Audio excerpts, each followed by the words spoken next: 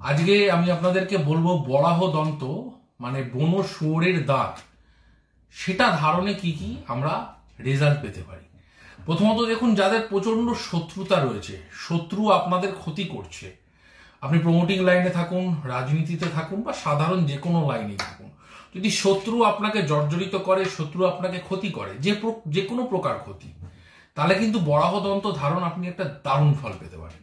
দ্বিতীয়ত, যাদের সর্বকাজে বাধা, কোনো কিছুতেই কোনো সুরাহা নেই, একটা মনের ভিতরে একটা ভয় কাজ করছে, একটা আতঙ্ক কাজ করছে, তাও কিন্তু এই বরাহ দন্ত ব্যবহার করলে দারুণ ফল পেতে পারেন। আর কারা কারা?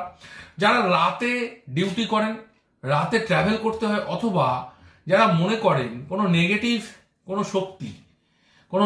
শক্তি, আমি ভৌতিক শক্তি বলবো না, কারণ সায়েন্স এই ভূত কথাটাকে অ্যালাউ করে না, আমি নেগেটিভ শক্তির কথাটাই বলবো। কোনো নেগেটিভ শক্তি বা কোনো পেছন থেকে কোনো ক্ষতি হচ্ছে বা তন্ত্রক্রিয়ার দ্বারা কাউকে কেউ ক্ষতি করছে, এই ধরনের ক্ষতি যদি কারোর সাথে করা হয় বা আপনার মনে হচ্ছে আপনাকে কেউ এই ধরনের ক্ষতি করছে, তাহলে কিন্তু বরাহ দন্ত ধারণ করবে। এবার এই বরাহ দন্ত মানে কোন বরাহ? বরাহ কথার অর্থ শুকর, কিন্তু সেই শুকর যেন জঙ্গলের হয়। এবং মনে রাখবেন, কোনো বন্য প্রাণীকে শিকার করে তার দাঁত ধারণ করলে তাতে কিন্তু ফল বিপরীত হবে, ফল আরো উল্টে খারাপ হবে, তার কোনো শুভ ফল আপনি পাবেন না। কোনো বন্য শুকর যদি মারা গিয়ে থাকে ন্যাচারাল ভাবে, এবং সেই মারা যাওয়ার পর তার যদি দাঁত থাকে, সেই দাঁতটা আপনি রূপো দিয়ে বেঁধে গলায় কালেক্ট করে গলায় একটা লকেট হিসাবে ধারণ করুন।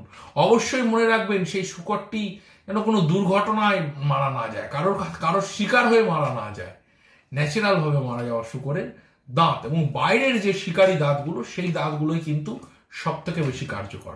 সকলে ভালো থাকবেন। নমস্কার।